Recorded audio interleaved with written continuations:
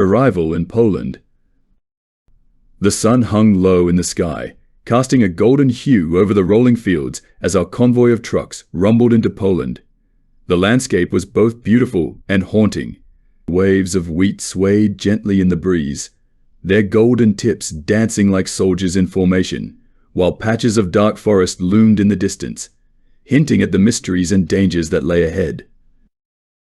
I had joined the Wehrmacht with a sense of pride and purpose. The call to arms had filled me with a mix of excitement and dread. We were to secure a new territory, a mission that felt grand and noble, yet I couldn't shake the feeling of unease that settled in my stomach as we crossed the border. This was no grand parade, this was war. As we approached the first village, I noticed the quaint houses lining the narrow streets, their wooden frames and thatched roofs contrasting sharply with the heavy steel of our vehicles.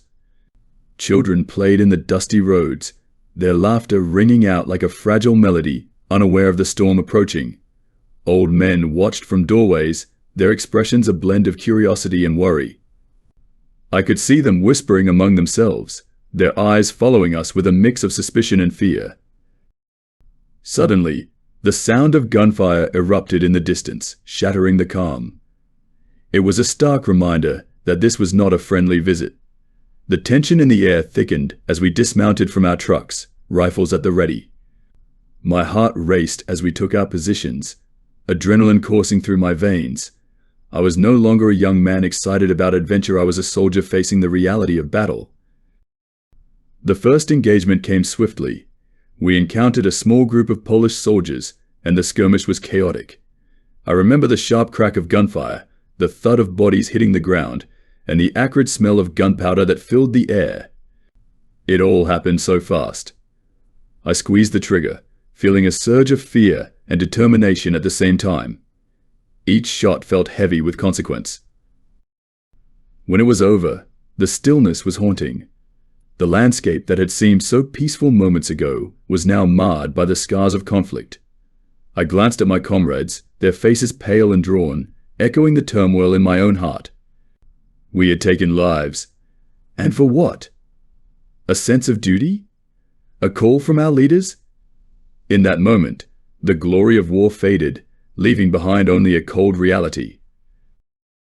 As we pushed deeper into Polish territory, the situation became more complex. The local populace was a mixture of fear and hostility, their eyes filled with a mixture of sadness and resentment. I caught glimpses of families hiding behind doors, the shadows of their figures barely visible. I wanted to reassure them, to tell them that we meant no harm, but the weight of my uniform silenced my words. In the evenings, we would gather around campfires, the flickering flames casting shadows on our weary faces. Stories were shared, laughter occasionally broke through the tension, but beneath it all lay a shared unease. Each of us carried the burden of what we had seen, and the realization that this was just the beginning of a long and brutal campaign. As I lay in my bunk at night, the sounds of distant artillery echoed in my ears, mingling with the memories of laughter from the village children. I wondered how long it would take before they forgot how to play, how long it would be before this beautiful land was scarred beyond recognition. My dreams were filled with images of home, of peace, and I yearned for the simplicity of those days, far away from the realities of war. The dawn of the next day brought with it the cold bite of autumn. We prepared for another day of marching, not knowing what lay ahead. I took a deep breath, steeling myself for the challenges to come, reminding myself of the oath I had taken. The landscape around me was changing, and so was I. The journey into Poland was just the beginning, and the echoes of war would follow me long after we left this place. The weight of occupation. Our unit was assigned to occupy a small town called Kalisz, a place that had once thrived with life and laughter. As we entered, the streets were eerily quiet. The houses stood like silent sentinels, their windows darkened, as if the inhabitants had retreated into the shadows. I couldn't help but feel a chill run down my spine. This was not what I had envisioned when I signed up. The thrill of adventure was rapidly being replaced by a sense of dread. As we settled in, Our orders became clear. We were to maintain control and suppress any resistance. The first few days passed in a haze of patrols and tension. I watched as my comrades conducted searches, their faces growing stern as they encountered suspicious glances from the townsfolk. I could feel the anger simmering beneath the surface, both from the Poles and from us. We were strangers in their land, and the weight of our presence was suffocating. One afternoon, I was assigned to patrol the marketplace. The stalls, once bustling with vendors and customers, now stood empty and forlorn. I spotted a woman, her face pale and drawn, carefully arranging what little produce she had left. Her eyes met mine, and for a moment, I saw a flicker of defiance. I wanted to smile, to reassure her, but instead, I raised my rifle, a reminder of the power I wielded. Suddenly, a commotion erupted to my left. A group of Polish men had gathered, whispering fervently among themselves. I felt a surge of anxiety as I realized they were discussing our presence. Instinctively, I stepped forward, demanding they disperse. My voice was harsh, filled with authority I didn't truly feel. They hesitated, casting glances at one another, before slowly backing away, their expressions a mix of anger and fear. That night, I lay awake in my bunk, replaying the events of the day. I couldn't shake the image of the woman's eyes from my mind. The defiance I saw reflected a spirit I had begun to admire, a resilience I found both admirable and terrifying. I knew that our occupation would only deepen the wounds, but orders were orders, and I had a duty to fulfill. Days turned into weeks, and the atmosphere grew heavier. Raids on suspected resistance members became commonplace. Each morning, I would witness men and women being dragged from their homes, their cries echoing through the streets. The harsh realities of our mission weighed on me like a leaden cloak. I began to question the righteousness of our cause. Was this the price of war? To break the spirit of a people who had done nothing to provoke us? One evening, I was on guard duty near the town square when a loud explosion shattered the stillness. My heart raced as I rushed to the source of the sound, where chaos erupted around me. A group of partisans had launched a surprise attack, their determination evident in the way they fought. The gunfire rang out, mingling with shouts and cries, and for the first time, I felt fear seep into my bones. In my heart, I began to understand that the war was not just fought on the battlefield. It was fought in the hearts and minds of those caught in the crossfire. As winter approached, I could sense a storm brewing not just in the sky, but within me. I had to confront the reality of my choices, the path I had taken, and the consequences of my actions. The line between duty and morality blurred, and I was left questioning everything I once believed. The morning light filtered through the trees, illuminating the worn path ahead as we marched deeper into Poland. The air was crisp, a hint of winter lurking just beyond the horizon. I could feel the tension building among my comrades, a palpable energy that whispered of uncertainty and fear. We had crossed into enemy territory, but now the reality of occupation weighed heavily on our shoulders. As the dust settled and the fighting subsided, the aftermath was devastating. The streets of Calais were littered with debris, and the wounded cried out for help. I felt a deep sorrow as I looked at the faces of those I had once seen as enemies. They were not just shadows, they were people with stories, dreams, and families. In the thick of the fight, I stumbled upon the same woman I had seen in the marketplace. She was carrying a small child, her face a mask of fear and desperation. Our eyes locked for a brief moment, and in that instant, I realized I had become part of the oppression she faced.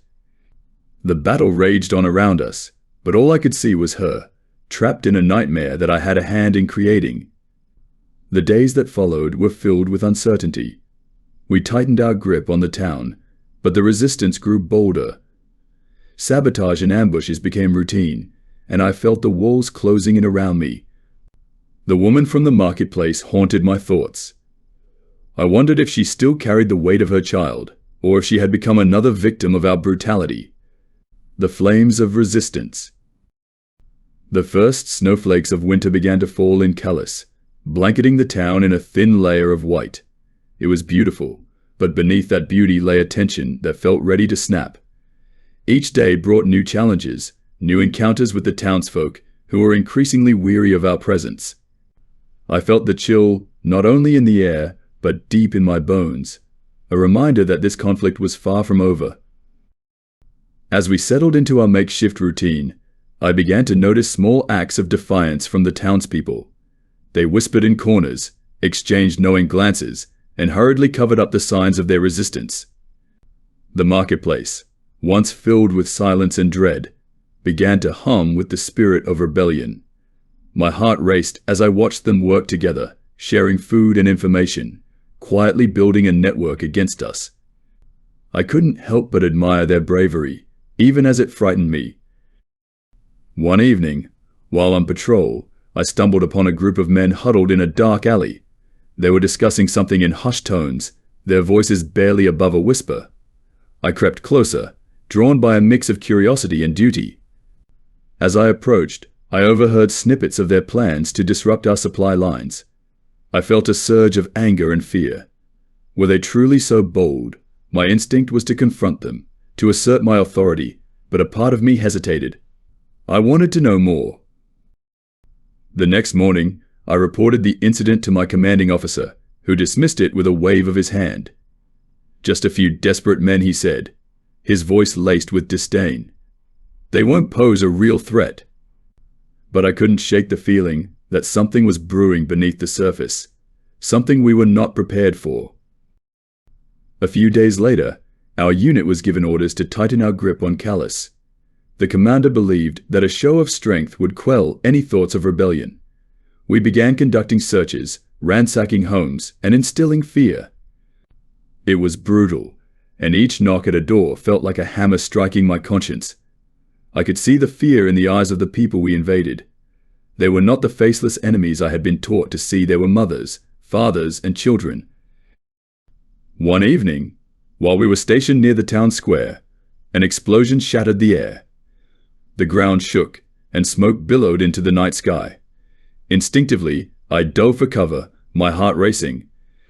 It took a moment for the chaos to settle, but when it did, I realized the source of the blast was a nearby supply depot we had been using. Panic erupted among my comrades as we scrambled to assess the damage. In the midst of the chaos, I spotted the woman from the marketplace. She stood at the edge of the square, her face lit by the flames. In that moment, our eyes met again, and I felt a deep connection, a shared understanding of the devastation we were both witnessing. She wasn't just a figure in my memory, she was a symbol of resilience. I wanted to run to her, to protect her, but duty held me back. I was a soldier, and I had to maintain my distance. As the dust began to settle, and the reality of the attack sank in, we discovered that the explosion had been caused by partisans and organized resistance that had struck at the heart of our operations. We quickly launched a manhunt, determined to root them out. I joined a small squad tasked with searching the surrounding buildings, the adrenaline pumping through my veins as we moved in tight formation. The search was tense and fraught with danger. We knocked down doors, rifles raised, hearts pounding. But with each empty room, my resolve weakened. I felt like a puppet in a game where the strings were being pulled by those who sought power through fear. We finally arrived at a small apartment where we found a family huddled together, fear etched on their faces. I wanted to shout, to demand their loyalty, but instead, I felt pity wash over me. They were trapped in a nightmare of our making. After several tense moments, my squad leader decided to take a hard stance. We rounded up the family and brought them outside, where we would question them about the partisans. I stood at the back, my heart aching as the father, a weary man with deep lines etched into his face, pleaded for mercy. "We know nothing," he cried. But my comrades were relentless, their eyes filled with anger and hatred. That night, I lay in my bunk, haunted by the day's events. The cries of the family echoed in my mind, a stark reminder of the human cost of our actions. I had joined the army seeking adventure, glory, and camaraderie, but instead, I was part of a machine that crushed hope. The walls of Cullis felt like they were closing in on me, and I knew I had to make a choice. Days passed, and the resistance only grew bolder. Sabotages became more frequent, and our morale began to wane. The townspeople were not defeated, they were merely regrouping. Each day, I watched as the defiance of the people burned brighter. They had become a part of me, a reflection of the struggle I was beginning to understand. One fateful night, I stood guard at the perimeter of our camp, my mind racing with thoughts of escape. I wanted to join the resistance, to fight for something greater than myself. The weight of my uniform felt suffocating, a reminder of the role I had played in the suffering of innocent people. As I gazed into the darkness, I felt a flicker of hope amidst the chaos. Perhaps, in this war, there was still a chance for redemption, her choice in the shadows. Winter deepened in Calais, wrapping the town in a blanket of snow and silence. The air was cold and sharp, each breath a reminder of the harshness of the season and the conflict that had consumed us all. I stood at my post, staring out at the white expanse, lost in thought. The beauty of the snow was stark against the reality of our situation, a cruel juxtaposition that gnawed at my conscience. As the days turned into weeks, the atmosphere among the troops grew heavier. The once proud and boastful comrades I had known began to wear the fatigue of uncertainty and fear on their faces. We were no longer invaders, we were occupiers, trapped in a cycle of violence and repression. Whispers of dissent circulated among us, fueled by the escalating attacks from the resistance. I felt the weight of my own thoughts pressing down, a growing sense of conflict within me. One cold evening, after a long day of futile patrols, I returned to our makeshift barracks, my body aching. The dim light inside cast long shadows across the room. As I entered, I noticed a small group gathered around a flickering candle. They were engaged in a heated discussion, their voices low and urgent. I joined them, curious to learn what had stirred such intensity. One of my comrades, a wiry man named Friedrich, spoke passionately about the resistance. They are not just fighting for their homes, he argued. They are fighting for their lives. We can't just crush them, we have to understand them. The others nodded in agreement, their expression serious. I felt a flicker of hope as I listened.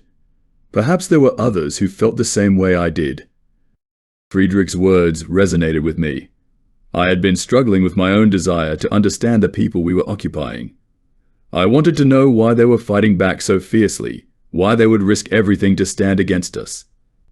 That night, I confided in Friedrich about my own doubts. He listened intently, his eyes reflecting a shared understanding of the moral weight we both carried. Days turned into weeks, and the pressure of our situation only intensified. One particularly harsh night, I was on patrol when I stumbled upon a small gathering of townspeople. They were huddled together, their breath visible in the cold air, discussing something with urgency.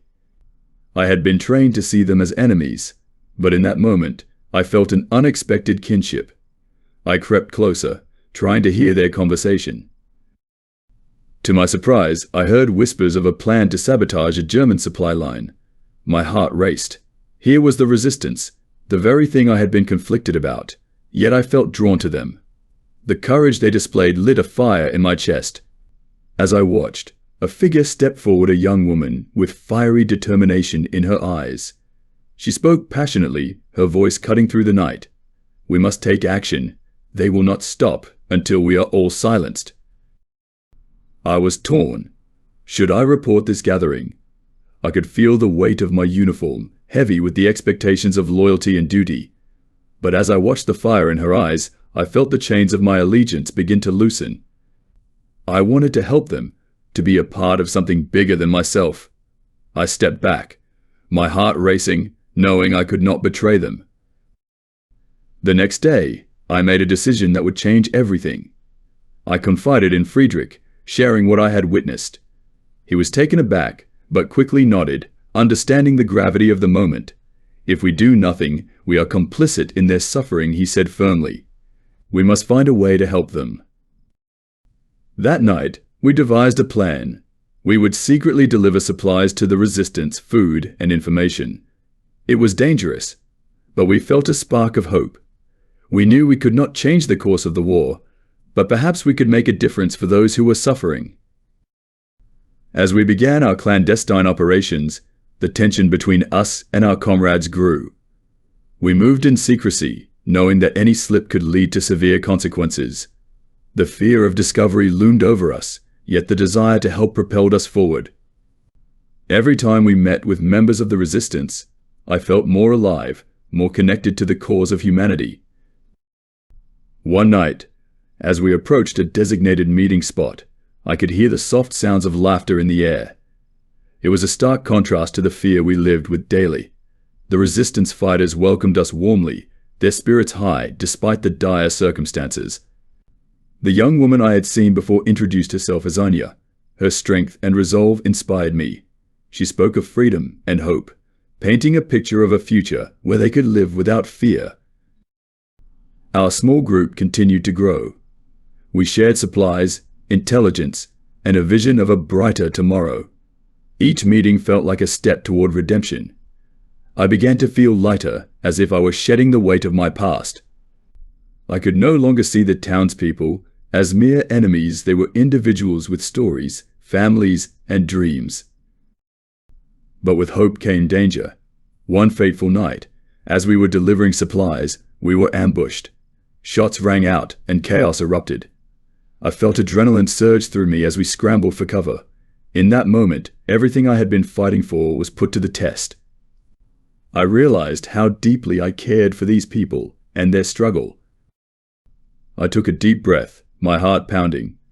I had a choice to make. I could run, save myself, or stand with them, fighting for what was right. I chose to stay. I fought alongside Anya and the others, determined to protect what we had built together. In the midst of the chaos, I caught a glimpse of Friedrich, courage etched on his face. We were in this together. We fought valiantly, side by side, pushing back against the chaos that threatened to engulf us.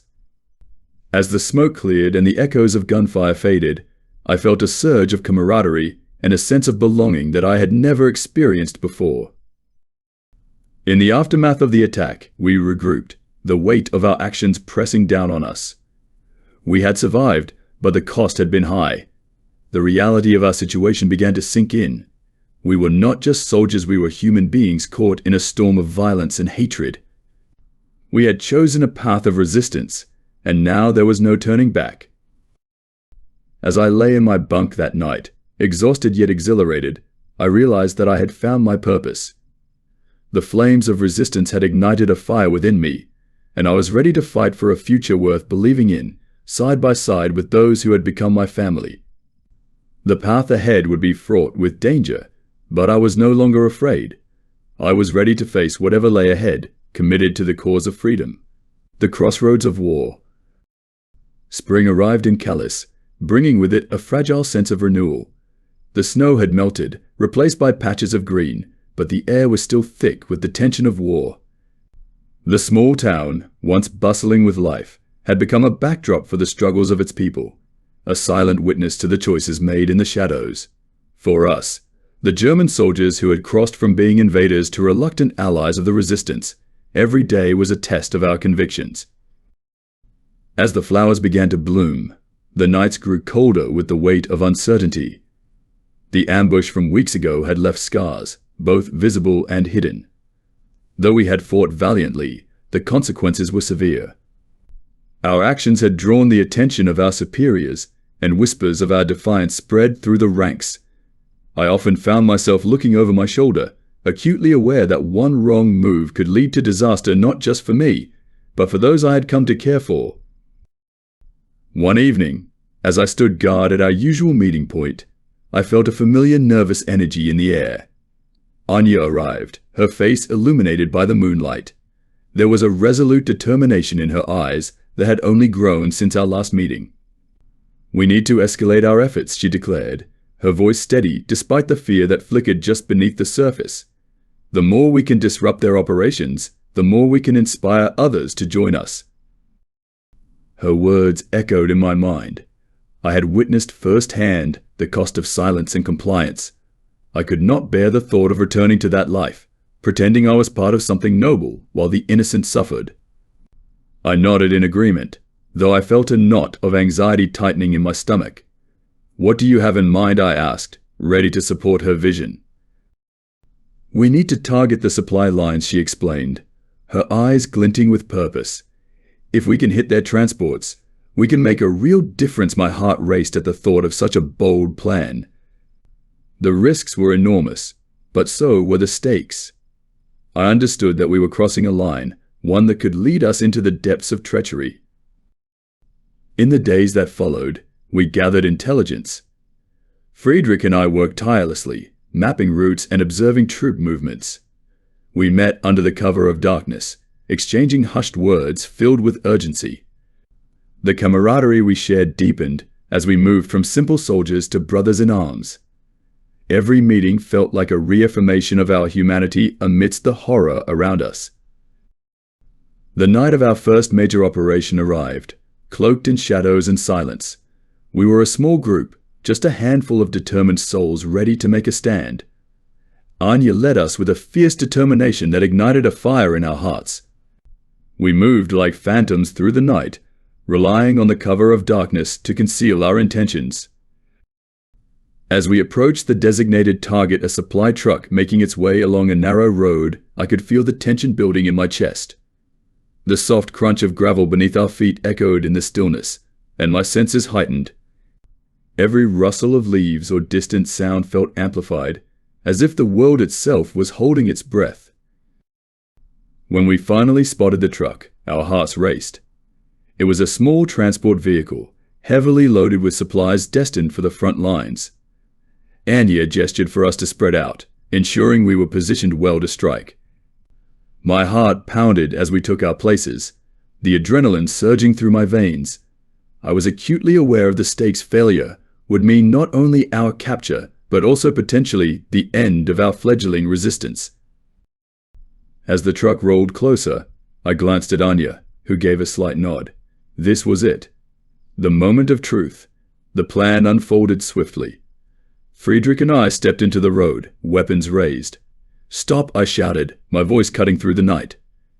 The driver's eyes widened in shock as he slammed on the brakes, skidding to a halt just inches away from us. Before he could react, Anya rushed forward, her fierce determination transforming her into a whirlwind of action. Out of the truck she commanded, her voice fierce. The driver, realizing he was outnumbered, obeyed, his hands raised in surrender. The rest of us moved quickly, surrounding the vehicle. As we secured the truck, a mix of exhilaration and fear coursed through me. We had done it. We had successfully disrupted their supply line. But as we began unloading the supplies, a sense of urgency kicked in. We had to move quickly before reinforcements arrived. Just then, the sound of distant engines rumbled in the night. My heart dropped. "We have to go," now I shouted, my voice tinged with panic. We scrambled to gather what we could, loading rations, ammunition, and medical supplies into our packs. Suddenly, a blinding light swept over us as another vehicle rounded the corner. My instincts kicked in, and I pulled Anya down behind the truck just as gunfire erupted. We ducked low, our hearts racing as bullets ricocheted around us. The chaos of the moment consumed us, and I felt a mix of terror and adrenaline that I had never experienced before. "Stay low," Friedrich shouted, returning fire. I could see the determination etched on his face as he held his ground. We had become more than just soldiers, we were fighters, standing up against a force that sought to crush us. In the chaos, I caught sight of Anya, her eyes wide but focused. I was struck by the strength of her resolve, the way she refused to back down, even in the face of danger. "We have to move," she yelled over the noise. I nodded, adrenaline coursing through my veins as we scrambled to the trees lining the road.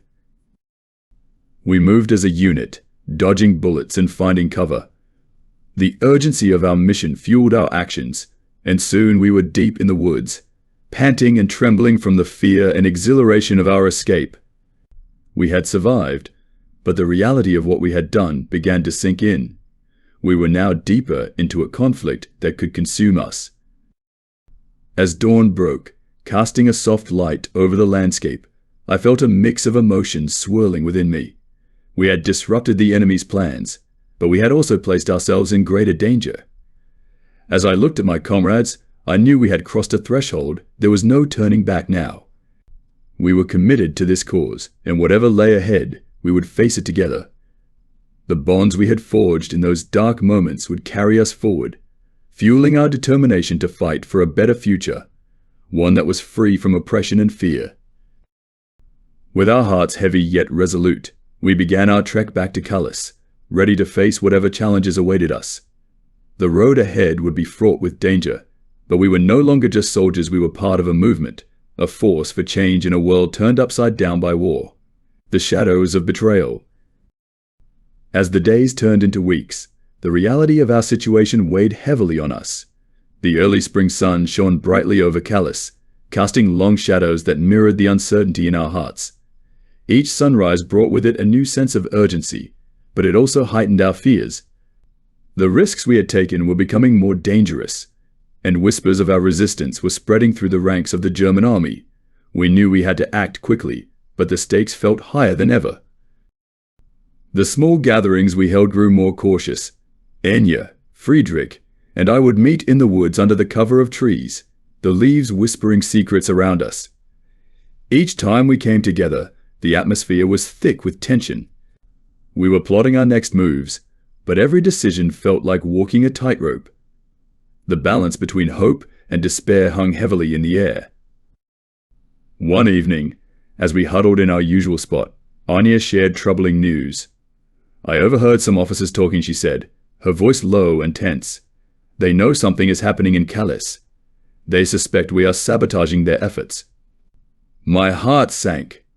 The realization that our activities had drawn the attention of higher-ups made my stomach churn. We had ventured too close to the line, and now we were in the crosshairs. Friedrich clenched his fists. "We have to escalate our actions, then. If they're watching us, we can't give them a chance to catch us off guard." His words were fervent, and I could feel the adrenaline coursing through him. But deep down, I knew this was a dangerous game.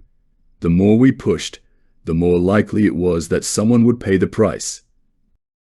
As we left our meeting, I couldn't shake the feeling that we were being watched. Every rustle of leaves or distant noise sent a chill down my spine. It was hard to tell if it was just paranoia or a true instinct of danger. That night, I barely slept, haunted by the images of what could happen if we were discovered. The following week, we made a plan to strike a supply depot on the outskirts of Cullis. It was a risky venture, but it was necessary. If we could disrupt their supplies again, it might buy us some time. We spent hours mapping out the layout and timing our movements, every detail meticulously planned. Anya was confident, and her determination was infectious, pushing us to commit to the operation. On the night of the operation, the sky was overcast, thick clouds obscuring the stars. It felt like the world was holding its breath, waiting for what was to come. We crept through the darkness, our hearts pounding in rhythm with our footsteps. The depot loomed ahead, its shadows stretching into the night, a dark fortress guarding the enemy's resources. As we approached, the air was electric with anticipation. My hands trembled slightly, but I pushed the fear down deep. We were here to make a statement, to show that we would not be silenced. Anya led us with confidence, her eyes focused on the goal ahead. Suddenly, a flashlight beam sliced through the darkness, and our hearts raced. "Get down," Anya hissed, and we ducked behind a stack of crates just as the beam swept past us. The tension was palpable, the fear of discovery hanging over us like a thick fog. We held our breath, listening as footsteps approached. "Must be a guard," Friedrich whispered, his voice barely above a whisper. I nodded, knowing that we had to wait for the right moment. The guard's footsteps grew closer, and the beam of light danced erratically, illuminating the area around us. My pulse quickened every second, felt like an eternity. When the guard finally turned his back to us, Anya seized the moment. Now she commanded, and we sprang into action. We rushed forward, moving quickly and quietly, adrenaline fueling our movements. I felt alive, the thrill of the moment overwhelming my senses. We burst into the depot, swiftly securing the area. Once inside, we worked quickly to gather supplies. Boxes of food, weapons, and ammunition filled our bags as we moved with purpose. The thrill of our success was intoxicating, and for a moment, I felt invincible. We were striking a blow against our oppressors, showing them that we would not bow down. But the feeling was short-lived. Just as we were about to make our escape, the sound of shouting erupted outside. They know I yelled, panic surging through me. We had to get out, and fast. We darted toward the back exit, hearts racing as the shouts grew louder. Just as we reached the door, the sound of gunfire rang out. Bullets whizzed past us, and I felt a rush of cold fear. "Move," Anya shouted, pushing us forward. We burst through the door and into the night, but we were met with chaos. Soldiers flooded the area, and it became clear that our window of escape was closing fast. As we sprinted through the darkness, I glanced back and saw Friedrich stumble. "Keep going," I yelled, but it was too late. He fell to the ground, clutching his leg. I felt a wave of desperation wash over me. We couldn't leave him behind, but the danger was too great. "Help him," Anya cried, but I could see the fear in her eyes. The choice was agonizing. I hesitated, torn between the duty to my friend and the need for survival. In that moment, a soldier shouted, "Over there." The searchlights began to sweep our direction, illuminating the night like a cruel spotlight. "Go," Friedrich urged, pain evident in his voice. "I'll hold them off." It was a sacrifice I couldn't bear to accept, but there was no time. With a heavy heart, I grabbed Anya's arm, and we ran into the thick cover of the woods. I could still hear Friedrich's voice, urging us to escape, and it echoed in my mind as we disappeared into the trees. We made it back to Calais, breathless and shaken. The weight of what had happened crashed down on me like a tidal wave. We had achieved our goal, but at what cost? Friedrich was gone, lost to the chaos of our rebellion. The taste of victory was bitter, tainted by the loss of a comrade. As dawn broke, the reality of our situation settled in. We had struck a blow against the enemy, but we had also unleashed a chain of events that could lead to greater peril. The joy of our success was overshadowed by the pain of our sacrifice, and I knew that the road ahead would be fraught with even greater challenges. In that moment, I realized that our fight was not just against the enemy, it was also a fight against the shadows within ourselves. The war was changing us, shaping our beliefs and testing our limits. And as we moved forward, I could only hope that we would find the strength to carry on, to honor those we had lost, and to fight for a future worth believing in.